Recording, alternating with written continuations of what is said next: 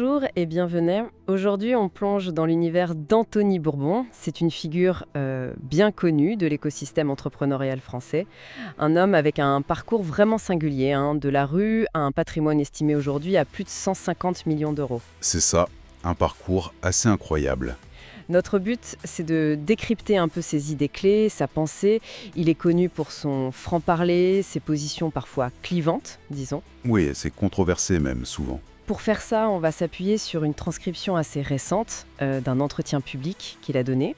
On va donc regarder cette source, voir ce qui en ressort de plus significatif, sa vision du succès, sa critique du système, parfois assez acerbe, son approche de l'entrepreneuriat, de la vie.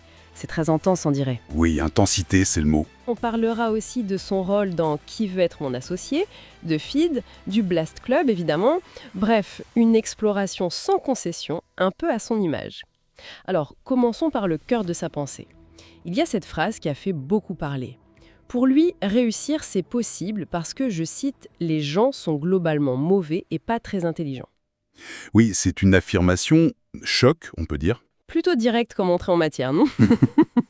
Il lie ça à la médiocrité, le fait de ne pas oser, de rester dans son confort. Qu'est-ce que ça veut dire au fond? C'est une question intéressante. Au-delà de la provocation, qui fait partie de son personnage public, je pense que ça pose les bases de sa vision du monde. C'est un peu comme s'il disait « le niveau moyen est bas, donc si vous vous bougez vraiment, vous avez toutes vos chances ». D'accord. Ça explique son insistance sur des principes comme le travail acharné. C'est vraiment le socle pour lui. La résilience aussi, et la motivation. Il a son fameux triptyque TTC. Travail, talent, chance. Mais le travail d'abord. C'est pas juste une formule, c'est vraiment un système où l'individu est au centre. Et cette place centrale de l'individu, ça passe aussi par une confiance en soi énorme, j'ai l'impression. Il dit s'aimer soi-même, ignorer les critiques. Absolument. C'est peut-être même le point le plus important. Cette nécessité de croire en soi, de s'auto-valider. C'est la condition pour avancer, selon lui. Et ça va avec l'intuition. Il dit « foncez, quitte à vous mettre le reste du monde à dos ». C'est fort. Ah oui. Il suggère que le feeling personnel doit primer sur tout le reste, même l'avis des experts. C'est assez radical comme posture. Il raconte d'ailleurs une anecdote là-dessus, non? L'investissement raté dans Biril. Exactement, Beryl. Il dit qu'il avait une super intuition, un deal en or. 500K pour 25%. Mais un expert, Antoine Martin de Zenly, lui a dit non, mauvaise idée. Et il l'a écouté. Il l'a écouté et Beryl a été revendu une fortune. Pour Bourbon, c'est la preuve qu'il aurait dû suivre son instinct. Mais est-ce qu'une seule anecdote, même si elle est frappante, ça suffit pour dire qu'il faut toujours suivre son intuition aveuglément? C'est là que c'est complexe. Bien sûr, pour lui, c'est devenu une leçon fondatrice. Ça renforce sa méfiance des avis extérieurs. Après, on pourrait parler de biais de confirmation, mais dans sa construction personnelle, c'est central. Ça justifie sa position sur la responsabilité totale. Ah oui, le fameux « tout est de ta faute ». C'est ça. Même la météo. S'il pleut, c'est sa faute. Il aurait pu prendre un avion. C'est extrême, mais c'est une manière de dire. Je reprends le contrôle. Une hyper-responsabilisation. Et ça s'étend à l'entourage, avec l'idée que vous êtes la moyenne des 5 personnes. Exactement. C'est logique dans sa vision. Si tout dépend de toi, ton environnement proche est crucial. Donc il faut le gérer activement. Ce qui veut dire couper les ponts si nécessaire. Oui, il le dit très clairement. S'éloigner des gens toxiques qui tirent vers le bas. Même des amis. C'est une vision très pragmatique des relations. L'objectif personnel avant tout. Cette mentalité très centrée sur soi, cette défiance, ça l'amène logiquement à être critique envers le système, j'imagine. Sa vision de la France est assez dure. Tout à fait. Il décrit une France peu entrepreneuriale, un peu fragile selon ses mots, des médias médiocres, en retard sur le business. Et sa cible préférée, c'est la French Tech, l'écosystème start-up. Qu'est-ce qu'il lui reproche, en gros? D'être un milieu fermé, élitiste, consanguin socialement. Et surtout, trop dépendant de l'argent public, l'argent de vos impôts. Il insiste là-dessus. Il questionne la vraie création de valeur, critique les VCs, leurs frais, les valorisations qu'il trouve délirantes, du cinéma. Est-ce que c'est juste un discours d'outsider ou est-ce que ça touche quelque chose de réel? Probablement un peu des deux. Il se positionne clairement en franc-tireur, celui qui a réussi sans passer par les cases habituelles. Sa critique, elle fait écho à une sorte de lutte des classes dans les startups. L'élite parisienne contre le peuple, ceux qui partent de rien comme lui. C'est l'idée derrière le Blast Club, c'est ça, hein? Démocratiser l'investissement. Oui, exactement. Ouvrir ce qui était réservé aux initiés. Il raconte d'ailleurs cette anecdote sur les VC qui demanderaient des business plans axés sur la dépense rapide juste pour préparer la prochaine levée. Ah oui, pas sur la rentabilité. C'est ce qu'il dit. Ça montre sa perception d'un système un peu déconnecté, centré sur lui-même. Sa critique est abrupte, mais elle touche des débats qui existent sur le financement de l'innovation. Il va même plus loin parfois. Il parle de début de guerre civile, de détruire, repenser la société. C'est important de préciser ici, on rapporte ses propos, on ne les endosse pas. Oui, c'est crucial. Ces termes très forts, c'est un peu l'aboutissement de sa critique. Si le système est pourri et irréformable de l'intérieur, alors, la conclusion logique pour lui, c'est qu'il faut une rupture radicale.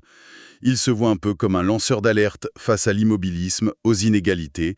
C'est une rhétorique de disruption appliquée à la société elle-même. Et comment cette intensité, cette critique se traduit dans sa vie de tous les jours, son management? Il parle beaucoup d'intensité justement, de pas chercher l'équilibre. Oui, l'intensité, c'est vraiment un mot clé. Il dit vouloir tout niquer, vivre sans douceur.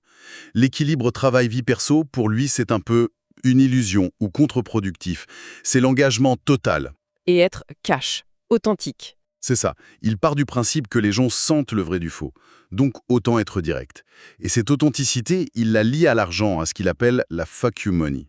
La liberté de dire non, en gros. Voilà. Ne dépendre de personne, choisir ses projets, refuser les invitations. La liberté ultime, n'avoir de compte à rendre qu'à soi. C'est intéressant. Et comment ça marche avec ses équipes chez FID ou Blast Club? On ne peut pas demander la même intensité à tout le monde, si? C'est un point important qu'il soulève. Il dit être transparent même sur ses défauts. Il donne l'exemple du small talk en séminaire qu'il déteste. Il préfère être là dans les moments clés. Il parle de figure paternelle old school dans ces moments-là. Mais, et c'est important, il dit ne pas attendre la même intensité de ses employés. Pourquoi? Parce que les enjeux financiers sont pas les mêmes, tout simplement. L'entrepreneur risque son argent. L'employé, son poste. C'est pas comparable, pour lui. D'où l'importance des primes, des BSPCE. Exactement, pour aligner les intérêts. Il déteste le discours « on est une famille », il trouve ça bullshit, hypocrite. Il préfère l'image de l'équipe de sport pro. Chacun son rôle, objectif, performance. C'est ça. On est là pour gagner ensemble, mais c'est contractuel, pas familial. Et au centre de tout ça, il y a l'argent. Il en parle sans tabou, ce qui est assez rare en France. Effectivement, très direct, l'argent, c'est ce qui fera une très grande partie de ta vie. On est dans un monde capitaliste, dit-il, point. Il confronte ce qu'il voit comme une hypocrisie française. Son analogie sur la vidéo d'enlèvement et les commentaires, elle avait qu'à mettre une jupe plus longue, tu même de provoquer sur les réseaux pour énerver les gens, être clivant. Mieux vaut être détesté et adoré qu'être tiède, c'est sa stratégie. Ça demande une sacrée carapace pour encaisser les critiques, les échecs aussi. Comment il voit ça, l'échec? Pas comme une fin, plutôt une étape, un tremplin. Il utilise l'image de la rupture amoureuse. Soit tu sombres, soit tu utilises la douleur pour devenir plus fort. Il choisit la deuxième option. Et la jalousie, les critiques. Inévitable, selon lui. L'image du panier de crabes. Ceux qui montent se font tirer vers le bas. Il cite aussi Schopenhauer sur les 3 stades de la vérité pour ses projets comme Blast Club. Ridiculisé, combattu, puis évident. Ça l'aide à relativiser, à garder le cap en se disant que la reconnaissance viendra. On voit aussi une évolution dans son rapport à l'argent. Il a une période très minimaliste, non? Oui, il raconte avoir vécu très simplement, même après les premiers succès. Genre un appart de 35 mètres carrés sans canapé. Une sorte d'ascèse volontaire peut-être. Et aujourd'hui? Aujourd'hui, il assume plus la richesse, mais il la présente comme une conséquence du travail, et surtout, comme une inspiration. Montrer que c'est possible, c'est un message d'espoir. Et l'émission Qui veut être mon associé, c'est dans cette logique? Oui, c'est une plateforme.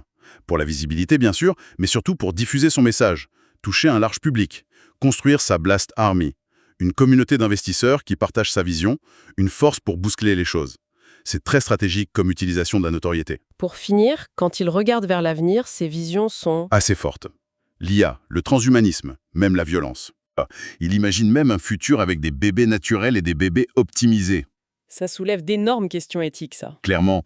Et en parallèle, il sent une montée de la violence sociétale, d'où son appel à « préparez-vous à la violence, armez-vous ». Il précise armes de défense, type flashball. Oui, il le précise. Mais le message reste percutant. Encore une fois, on rapporte ses propos, c'est important de le dire. Ça reflète sa vision d'un monde incertain, risqué, où il faut être prêt. Ça colle avec son discours sur la résilience individuelle. Si on devait résumer les points clés de sa pensée d'après cette source, c'est quoi, cette confiance en soi radicale, peut-être? Oui, une confiance quasi absolue, une énergie, une intensité incroyable. Une critique très forte de la médiocrité des élites? Exactement. Et cette foi dans la capacité de l'individu à changer son destin par l'action, la disruption. Son conseil principal, ça semble être fais-toi confiance, écoute-toi. C'est ça. Et pour ceux qui nous écoutent, qui aiment comprendre des personnalités complexes, le cas Burban est vraiment riche. Qu'on adhère ou pas, ça fait réfléchir. Sur l'ambition, le risque, l'échec, les rapports de force. C'est un miroir intéressant, parfois dérangeant, de notre époque et de l'entrepreneuriat. Et ça nous laisse avec une dernière question, peut-être. Il insiste énormément sur la responsabilité individuelle, la volonté, mais en même temps, il décrit un système, surtout en France, comme bloqué, verrouillé par des élites. Oui, il y a une tension. Quelle est la vraie marge de manœuvre, finalement? Si le monde est à la fois plein d'opportunités face à la médiocrité, comme il dit, et un combat permanent contre des forces qui bloquent, où est le vrai pouvoir d'agir? C'est une excellente question. Très complexe. Ça dépasse le seul cas de Bourbon. Et ça invite chacun à sa propre réflexion, je pense.